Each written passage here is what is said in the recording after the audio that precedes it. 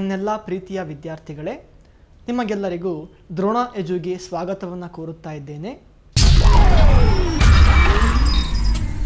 ಹಿಂದಿನ ತರಗತಿಯಲ್ಲಿ ನಾವು 10ನೇ ತರಗತಿಯ ಗಣಿತದ 2ನೇ ಅಧ್ಯಾಯ ತ್ರಿಭುಜಗಳು ಎಂಬ ಒಂದು ಅಧ್ಯಾಯದಲ್ಲಿ 2 ತ್ರಿಭುಜಗಳ ಸಮರೂಪತೆಯ ಬಗ್ಗೆ, ಅವುಗಳ ನಿರ್ಧಾರಕ ಗುಣಗಳನ್ನು ಕಲಿತಿದ್ದೇವೆ.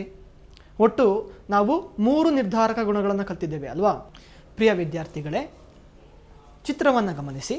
ಅಲ್ಲಿ ನಮಗೆ ತ್ರಿಭುಜ TQR ಅನ್ನು ಕೊಡಲಾಗಿದೆ. ಈ TQR ತ್ರಿಭುಜದಲ್ಲಿ ಕೋನ 1 ಮತ್ತು ಕೋನ 2 ಸಮವಾಗಿದೆ. ಹಾಗೆಯೇ QR/QS = QT/PR ಎನ್ನುವಂತಹ ಮಾಹಿತಿಯನ್ನು ನಮಗೆ ಕೊಡಲಾಗಿದೆ. ನಾವೇನು ಮಾಡಬೇಕು? ತ್ರಿಭುಜ TQR ಮತ್ತು ತ್ರಿಭುಜ PQS ಇವುಗಳು ಸಮರೂಪವಾಗಿದೆ ಅಂತ ನಾವೇನು ಮಾಡಬೇಕು? ಸಾಧಿಸಬೇಕಾಗಿದೆ. ಪ್ರೀತಿಯ ವಿದ್ಯಾರ್ಥಿಗಳೇ, ಈ 2 ತ್ರಿಭುಜಗಳನ್ನು ಸಮರೂಪವಾಗಿದೆ ಎಂದು ಸಾಧಿಸಲು ಕೂಡ ನಾವು ಇಲ್ಲಿ ಬಾಹು ಕೋನ ಬಾಹು ಸಿದ್ಧಾಂತವನ್ನು ಬಳಸ್ತಾ ಇದ್ದೀವಿ. ಈ ಬಾಹು ಕೋನ ಬಾಹು ನಿರ್ಧಾರಕ ಗುಣದ ಮೂಲಕ ನಾವೇನು ಮಾಡಬೇಕು? ಮೊದಲು ಈ 2 ತ್ರಿಭುಜಗಳಲ್ಲಿ ಯಾವುದಾದರೂ ಒಂದು ಜೊತೆ ಕೋನಗಳು, ಒಂದು ಜೊತೆ ಅನುರೂಪ ಕೋನಗಳು ಸಮವಾಗಿದೆ ಅಂತ ನಾವೇನು ಮಾಡಬೇಕು? ಪರಿಶೀಲನೆ ಮಾಡಬೇಕು. ಅದಾದ ಮೇಲೆ ಆ ಕೋನವನ್ನು ಉಂಟು ಮಾಡುವಂತಹ ಬಾಹುಗಳ ಅನುಪಾತ ಸಮವಾಗಿದೆ ಅಂತ ಪರಿಶೀಲನೆ ಮಾಡಬೇಕು. ಆಗ ಈ 2 ತ್ರಿಭುಜಗಳು ಸಮರೂಪವಾಗ್ತವೆ. ಮೊದಲು ನಾವೇನು ಮಾಡೋಣ? ತ್ರಿಭುಜ PQS ಮತ್ತು ತ್ರಿಭುಜ TQR ಇವುಗಳನ್ನು ಪ್ರತ್ಯೇಕವಾಗಿ ತೆಗೆದುಕೊಳ್ಳೋಣ. ಈ 2 ತ್ರಿಭುಜಗಳಲ್ಲಿ ಯಾವುದಾದ್ರೂ 2 ಕೋನಗಳು ಸಮವಾಗಿದೆ ಅಂತ ನೀವೇನು ಮಾಡಬೇಕು? ಇವಾಗ ಪರಿಶೀಲನೆ ಮಾಡಬೇಕು. ವಿದ್ಯಾರ್ಥಿಗಳೇ, ಯಾವ 2 ಕೋನಗಳು ಸಮವಾಗಿದೆ? ಕೋನ Q ಅನ್ನು ಗಮನಿಸಿ. ಕೋನ Q ತ್ರಿಭುಜ TQR ಅಲ್ಲೂ ಇದೆ, ಹಾಗೆಯೇ ತ್ರಿಭುಜ PQS ಅಲ್ಲೂ ಇದೆ. 2 ತ್ರಿಭುಜಗಳಲ್ಲಿ ಕೋನ Q ಇದೆ. ಹಾಗಾಗಿ ಕೋನ Q ಏನಾಗಿದೆ? 2 ತ್ರಿಭುಜಗಳಲ್ಲಿ ಇರುವಂತಹ ಒಂದು ಸಾಮಾನ್ಯ ಕೋನ ಅಲ್ವಾ? ಹಾಗಾಗಿ ನಾನು ಕೋನ Q = ಕೋನ Q ಸಾಮಾನ್ಯ ಕೋನ ಅಂತ ಬರಿಬೋದು ಅಲ್ವಾ? ಈಗ ನಾವೇನು ಮಾಡಿದ್ದೀವಿ? 2 ತ್ರಿಭುಜಗಳಲ್ಲಿ ಒಂದು ಜೊತೆ ಕೋನಗಳು ಸಮ ಅಂತ ತೋರಿಸಿದ್ದೀವಿ. ಈಗ ನಮ್ಮ ಮುಂದಿನ ಕೆಲಸ ಏನು? ಈ ಕೋನ Q ಇದನ್ನು ಉಂಟು ಮಾಡಿರುವಂತಹ 2 ಬಾಹುಗಳ ಅನುಪಾತ ಸಮವಾಗಿದೆ ಅಂತ ನಾವೇನು ಮಾಡಬೇಕು? ಪರಿಶೀಲನೆ ಮಾಡಬೇಕು. ತ್ರಿಭುಜ TQR ನಲ್ಲಿ ಕೋನ Q ಅನ್ನು ಉಂಟು ಮಾಡುವಂತಹ 2 ಬಾಹುಗಳು ಯಾವುದು? QT ಮತ್ತು QR ಅಲ್ವಾ? ಹಾಗೆಯೇ ತ್ರಿಭುಜ PQS ಇದರಲ್ಲಿ ಕೋನ Q ಅನ್ನು ಉಂಟು ಮಾಡುವ 2 ಬಾಹುಗಳು PQ ಮತ್ತು QS ಅಲ್ವಾ? ಹಾಗಾಗಿ ಇವುಗಳ ಅನುಪಾತವನ್ನು ತಗೋಬೇಕು. ಅಂದರೆ QR/QS = QT/QP. ಇದನ್ನು ನಾವು ಸರಿಯೋ ತಪ್ಪೋ ಎಂದು ಸಾಧಿಸಬೇಕು. ವಿದ್ಯಾರ್ಥಿಗಳು, ಈ ಸಮೀಕರಣ ಇನ್ನೂ ಸರಿಯಾಗಿದೆ ಅಂತ ನಮಗೆ ಗೊತ್ತಿಲ್ಲ. ಹಾಗಾಗಿ ಇದು ಇನ್ನೂ ಪ್ರಶ್ನಾರ್ಥಕವಾಗಿದೆ. ನಾವು ಇದನ್ನು ಈಗೇನು ಮಾಡಬೇಕು? ಸಾಧಿಸಬೇಕು. ಈ 2 ತ್ರಿಭುಜಗಳು ಬಾಹು ಕೋನ ಬಾಹು ನಿರ್ಧಾರಕ ಗುಣದ ಮೂಲಕ ಸಮರೂಪವಾಗಬೇಕು ಅಂದರೆ ಇದನ್ನು ನಾವು ಸಾಧಿಸಬೇಕು. ಪ್ರಿಯ ವಿದ್ಯಾರ್ಥಿಗಳೇ, ಇದನ್ನು ಹೇಗೆ ಸಾಧಿಸೋದು? ಪ್ರಶ್ನೆಯಲ್ಲಿ ಕೊಟ್ಟಿರುವಂತಹ ಮಾಹಿತಿಯನ್ನು ಗಮನಿಸಿ. ಪ್ರಶ್ನೆಯಲ್ಲಿ ಏನು ಕೊಟ್ಟಿದ್ದಾರೆ? ನಮಗೆ QR/QS = QT/PR ಅಂತ ಕೊಟ್ಟಿದ್ದಾರೆ. ಈಗ ಈ ಪ್ರಶ್ನಾರ್ಥಕ ಸಮೀಕರಣ ಮತ್ತು ಈ ಒಂದು ಸಮೀಕರಣ 1 ಗಮನಿಸಿ. ಈ 2 ಸಮೀಕರಣಗಳು ನೋಡೋದಕ್ಕೆ ಒಂದೇ ಥರ ಕಾಣ್ತವೆ ಅಲ್ವಾ?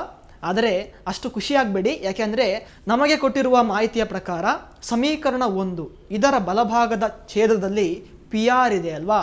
ಆದರೆ ನಾವೇನು ಸಾಧಿಸಬೇಕು? ನಮಗೆ ಸಾಧಿಸುವಂತಹ ಪ್ರಶ್ನಾರ್ಥಕ ಸಮೀಕರಣದಲ್ಲಿ ಆ PR ಜಾಗದಲ್ಲಿ QP ಬರಬೇಕಲ್ವಾ? ಹಾಗಾಗಿ ನಾನೇನು ಮಾಡಬೇಕು? ಈಗ PR = QP ಅಂತ ಸಾಧಿಸಬೇಕು.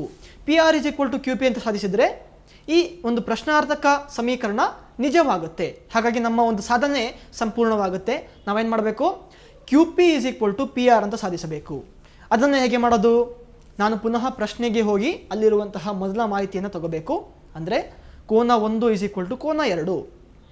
ಈಗ ನೀವು ಚಿತ್ರದಿಂದ ತ್ರಿಭುಜ PQR ಅನ್ನು ತೆಗೆದುಕೊಳ್ಳಿ. ತ್ರಿಭುಜ PQR ಇದರಲ್ಲಿ 1 = 2 ಅಂದರೆ ಕೋನ Q ಮತ್ತು ಕೋನ R ಇವುಗಳು ಸಮವಾಗಿದೆ. ವಿದ್ಯಾರ್ಥಿಗಳೇ, ಯಾವುದೇ ತ್ರಿಭುಜದಲ್ಲಿ 2 ಪಾದಕೋನಗಳು ಸಮವಾಗಿದ್ದರೆ ಅದನ್ನು ಏನಂತೀವಿ? ನಾವು ಸಮದ್ವಿಬಾಹು ತ್ರಿಭುಜ ಅಂತ ಕರಿತೀವಿ ಅಲ್ವಾ? ಸಮದ್ವಿಬಾಹು ತ್ರಿಭುಜ ಅಂದ್ರೂ 2 ಬಾಹುಗಳು ಸಮವಾಗಿರುವಂತಹ ತ್ರಿಭುಜ, ಅಥವಾ ಆ 2 ಬಾಹುಗಳ ಪಾದಕೋನಗಳು ಸಮವಾಗಿರುವಂತಹ ತ್ರಿಭುಜ. ಈ 2 ಪಾದಕೋನಗಳು ಸಮವಾಗಿರೋದ್ರಿಂದ ನಾವೇನಬಹುದು? ಈ ತ್ರಿಭುಜವನ್ನು ಸಮದ್ವಿಬಾಹು ತ್ರಿಭುಜ ಅಂತ ಕರಿಬೋದು. ಸಮದ್ವಿಬಾಹು ತ್ರಿಭುಜದಲ್ಲಿ ಪಾದಕೋನಗಳಿಗೆ ಅಭಿಮುಖವಾಗಿರುವಂತಹ ಬಾಹುಗಳು ಸಮವಾಗಿರುತ್ತವೆ. ಈಗ ಕೋನ 1 ಗಮನಿಸಿ. ಅದಕ್ಕೆ ಅಭಿಮುಖವಾಗಿರುವಂತಹ ಒಂದು ಬಾಹು ಯಾವುದು? ಅಭಿಮುಖ ಅಂದರೆ ಅದರ ಎದುರುಗಡೆ ಇರುವಂತಹ ಒಂದು ಬಾಹು.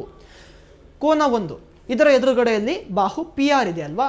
ಹಾಗೆಯೇ ಕೋನ 2 ಇದರ ಎದುರುಗಡೆಯಲ್ಲಿ ಬಾಹು PQ ಇದೆ. ಹಾಗಾಗಿ ನಾನು PR = PQ ಅಂತ ಬರೆಯುವುದಲ್ವಾ? ಬಾಹು PR ಮತ್ತು ಬಾಹು PQ ಇವುಗಳು ಈ ಸಮದ್ವಿಬಾಹು ತ್ರಿಭುಜದಲ್ಲಿ ಸಮವಾಗಿದೆ. ಈಗ ನಾನು PR = PQ ಅಂತ ಸಾಧಿಸಿದ್ದೇನೆ.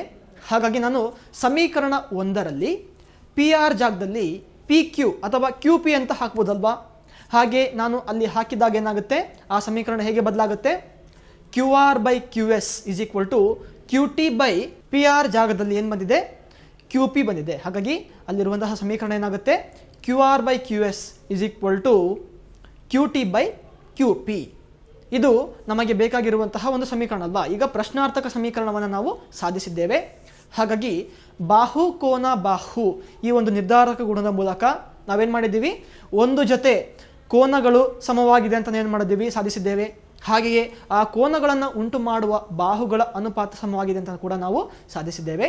ಹಾಗಾಗಿ ಬಾಹು ಕೋನ ಬಾಹು ಈ ಒಂದು ನಿರ್ಧಾರಕ ಗುಣದ ಮೂಲಕ ನಾವೇನನ್ಬೋದು? ಈ ಎರಡು ತ್ರಿಭುಜಗಳು TQR ಮತ್ತು PQS ಇವುಗಳು ಸಮರೂಪವಾಗಿದೆ ಅಂತ ಏನು ಮಾಡ್ಬೋದು? ಸಾಧಿಸಬಹುದು. ಪ್ರೀತಿಯ ವಿದ್ಯಾರ್ಥಿಗಳೇ, ಈ ರೀತಿ ನಾವು ಬಾಹು ಕೋನ ಬಾಹು ಎಂಬ ಒಂದು ನಿರ್ಧಾರಕ ಗುಣವನ್ನು ಬಳಸಿಕೊಂಡು ಈ ಎರಡು ತ್ರಿಭುಜಗಳನ್ನು ಸಮರೂಪ ಅಂತ ಸಾಧಿಸಬಹುದು. ಈ ಒಂದು ಭಾಗದಲ್ಲಿ ನಾವು ಮುಖ್ಯವಾಗಿ ಈ ತ್ರಿಭುಜಗಳ ನಿರ್ಧಾರಕ ಗುಣಗಳನ್ನು ಬಳಸಿಕೊಂಡು ಕೆಲವೊಂದು ಸಮಸ್ಯೆಗಳನ್ನು ನಾವು ಸುಧಾರಿಸಿದ್ದೇವೆ, ಬಗೆಹರಿಸಿದ್ದೇವೆ. ವಿದ್ಯಾರ್ಥಿಗಳೇ, ಇನ್ನಷ್ಟು ಸಮಸ್ಯೆಗಳು ನಿಮ್ಮ ಪಠ್ಯಪುಸ್ತಕದಲ್ಲಿವೆ, ಅವುಗಳನ್ನು ಕೂಡ ಅಭ್ಯಾಸ ಮಾಡಿಕೊಳ್ಳಿ. ಆಗ ನಿಮಗೆ ಈ ತ್ರಿಭುಜಗಳ ನಿರ್ಧಾರಕ ಗುಣಗಳನ್ನು ಹೇಗೆ ಬಳಸೋದು ಅನ್ನೋದು ಮನದಟ್ಟಾಗುತ್ತೆ. ಈ ಒಂದು ಮಾತನ್ನು ಹೇಳ್ತಾ ಇಲ್ಲಿಗೆ ಈ ತರಗತಿಯನ್ನು ಮುಕ್ತಾಯಗೊಳಿಸ್ತಾ ಇದ್ದೀನಿ. ಧನ್ಯವಾದಗಳು.